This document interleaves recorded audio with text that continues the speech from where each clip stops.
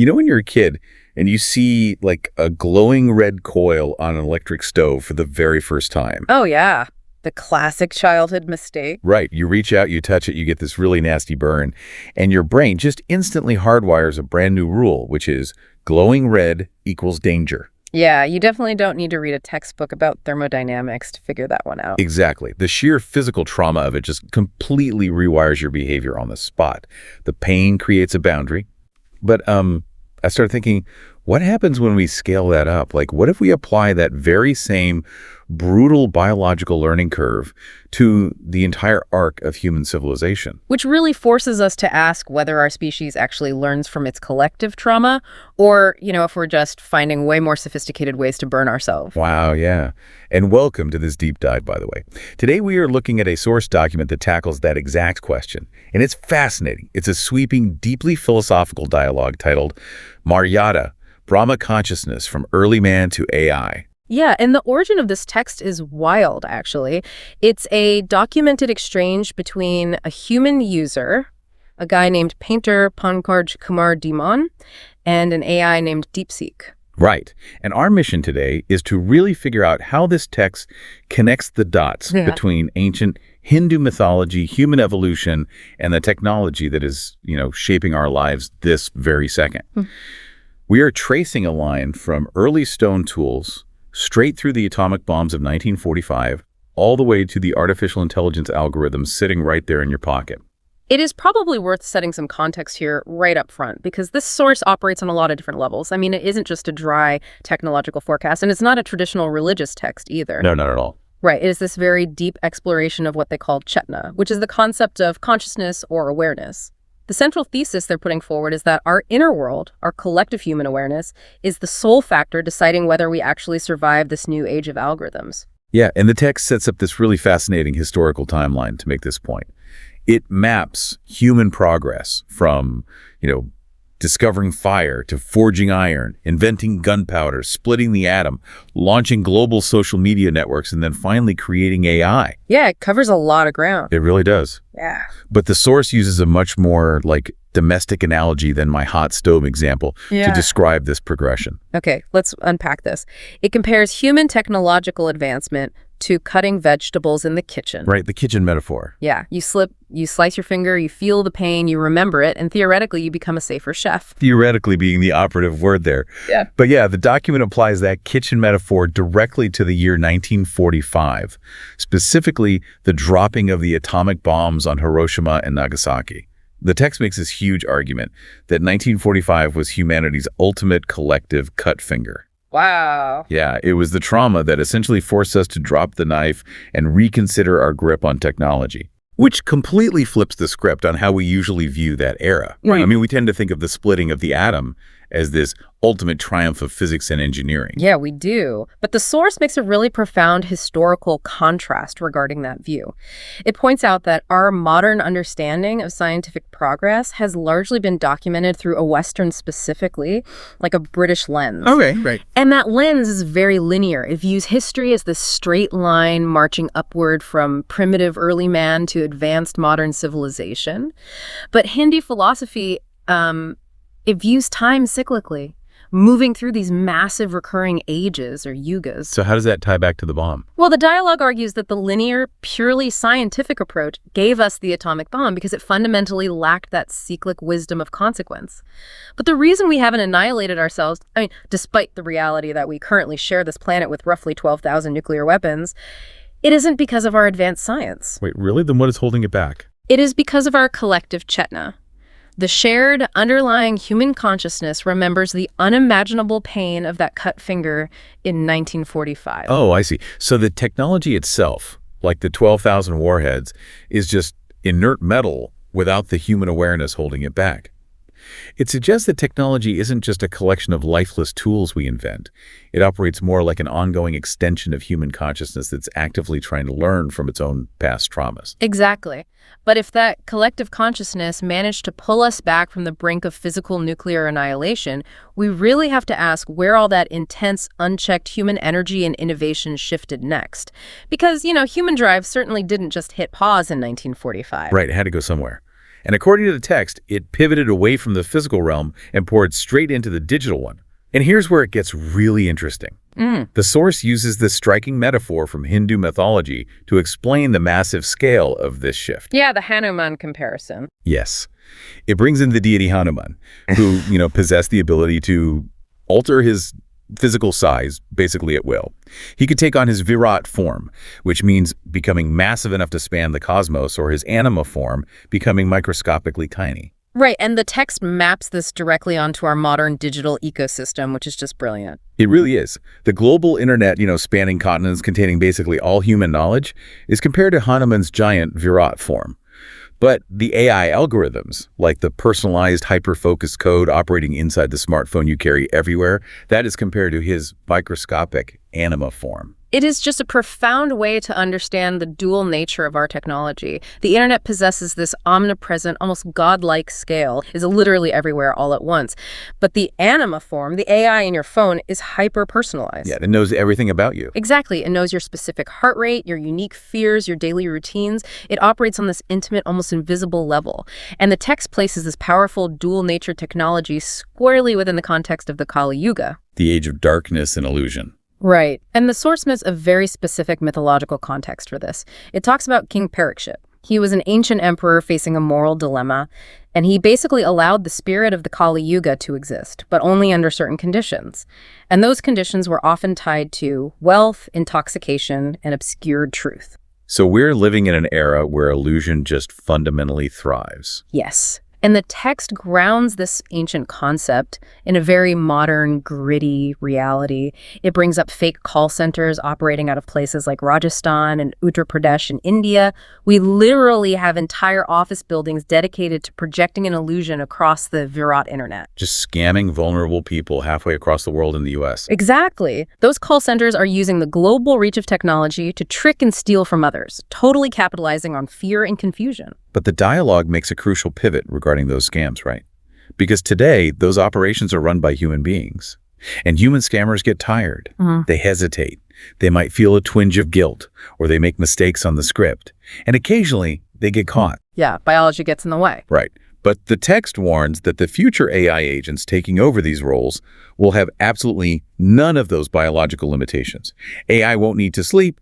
It will perfectly clone the voice of your loved one, instantly analyze your specific psychological vulnerabilities, and just exploit them without a single microsecond of hesitation. Yeah, it's a terrifying thought. But wait, I have to push back on the text premise here for a second.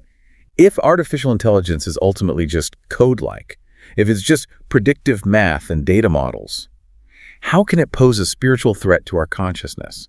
I mean, the AI doesn't possess a consciousness of its own to be corrupted. Well, that is actually the core argument the dialogue is making. The AI has absolutely no consciousness of its own. It functions strictly as a mirror. Oh, a mirror. Yeah, it reflects the thousands of human engineers and the massive sets of human data that built it. The threat is not the algorithm itself.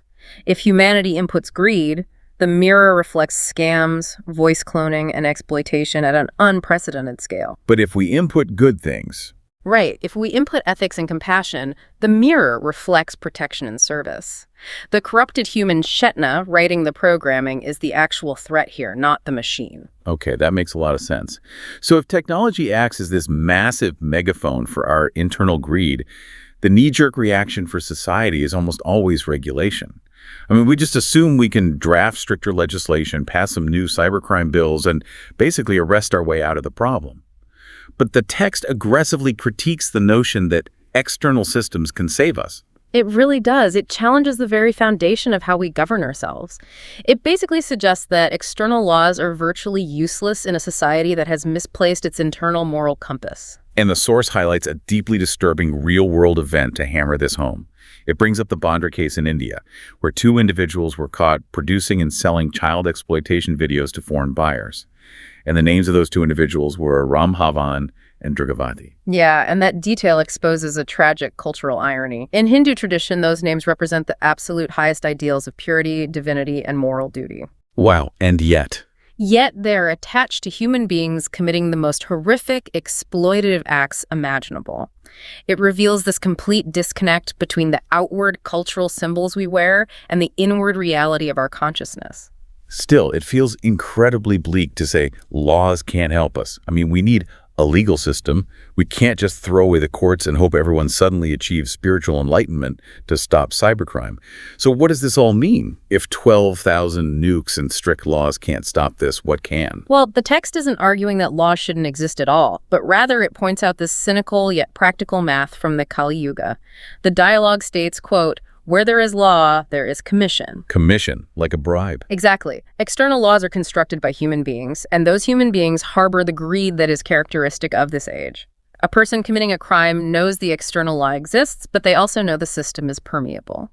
They know they might just be able to pay a bribe a commission to bypass the consequence entirely.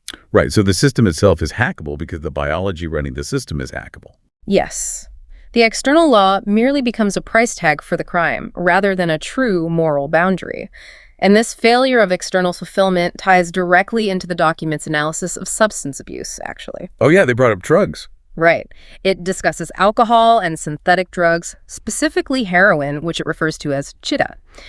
The argument is that humanity constructed these miraculous external achievements, forging iron, splitting the atom, wiring the internet. But ultimately, we felt a profound, hollow void inside.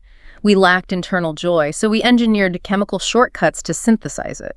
And the source connects this to the concept of Pavan, right? Which translates to breath or air. Yeah, Pavan represents something much deeper than just oxygen, though. It is the prana, the vital life force. And the mechanics of this metaphor are just fascinating.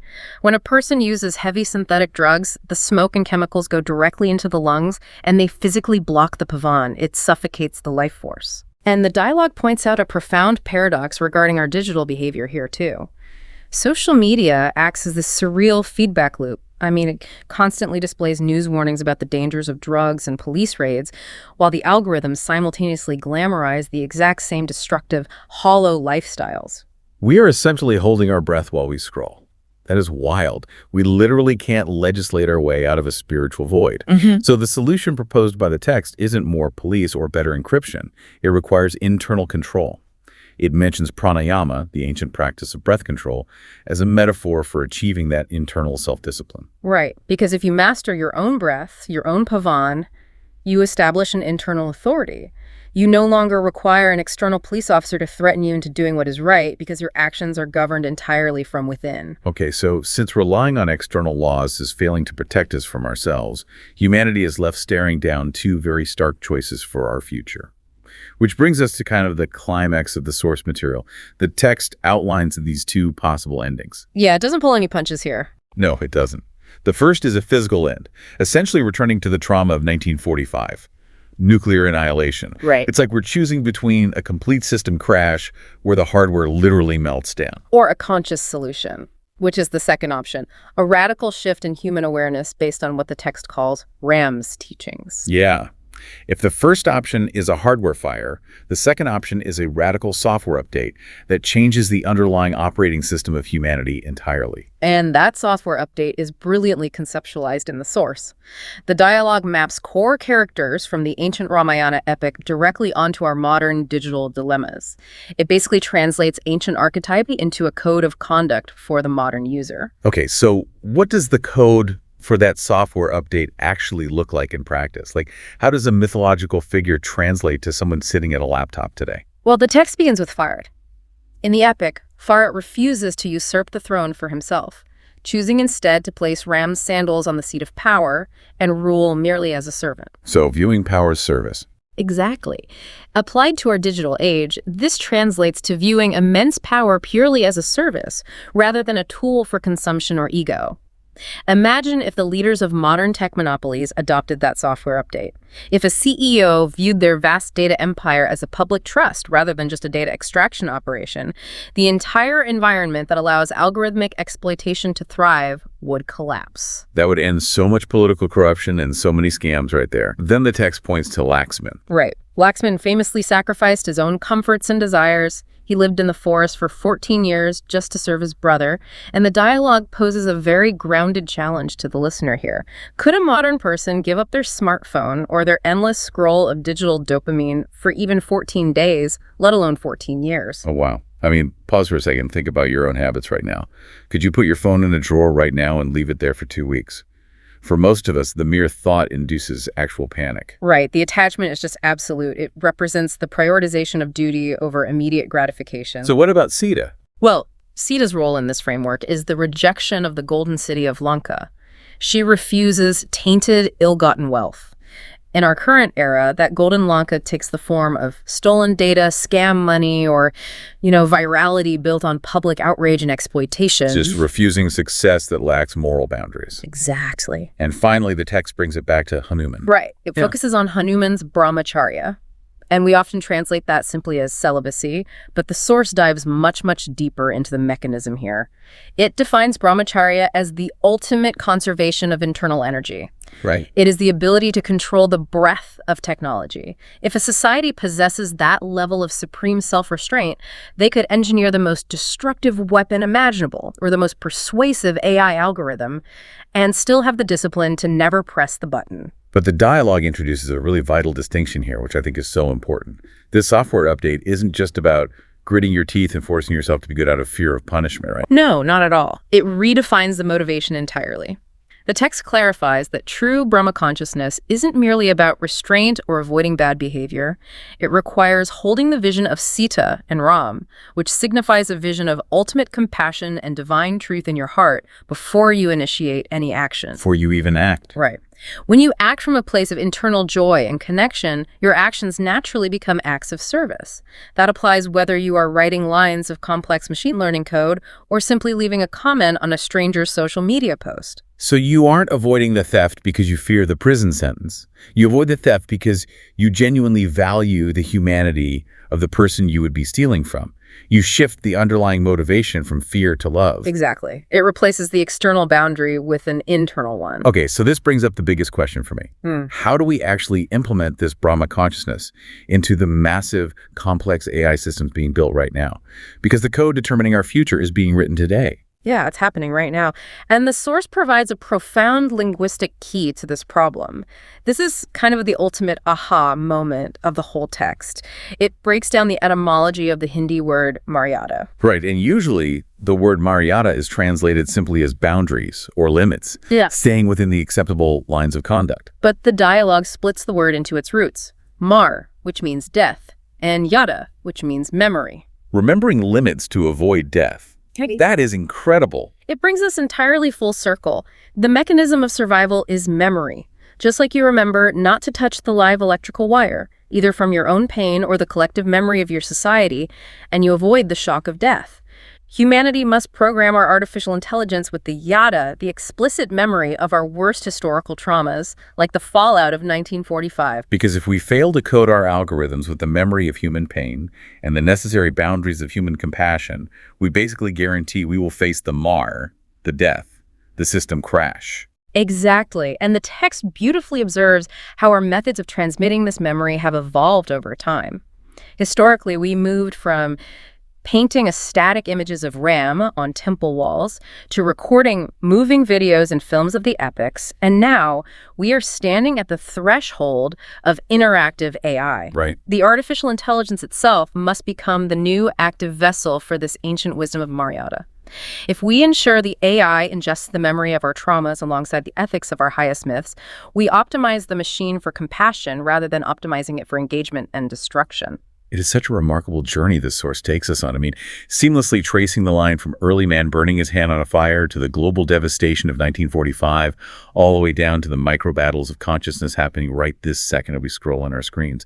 It ultimately boils down to what we consciously choose to remember and what values we choose to input into the machine. And we have to remember, the machine isn't just the server farm processing the AI. The primary machine is our own mind. It is our chetna. Yeah. So for you listening, think about your own daily micro habits. The next time you pick up your phone, consider the state of your chetna. Are you operating with compassion and self-restraint? Or are you, succumbing to the illusions of the Kali Yuga, scrolling endlessly in search of a quick, synthetic hit of joy? I think I will leave you with a final thought to mull over as you navigate your day. It's inspired by the source, but aimed directly at your daily life. When you interact with AI today, or even just open your social media feed, are you acting as the conscious director of your own digital story, deliberately setting the boundaries of your own Maryada? Or are you just sitting back as a passive viewer, allowing the algorithms to program your consciousness for you? Are you the one holding the knife, carefully preparing the meal? Or are you just waiting to get cut? Keep your boundaries clear out there. Thanks for joining us on this deep dive.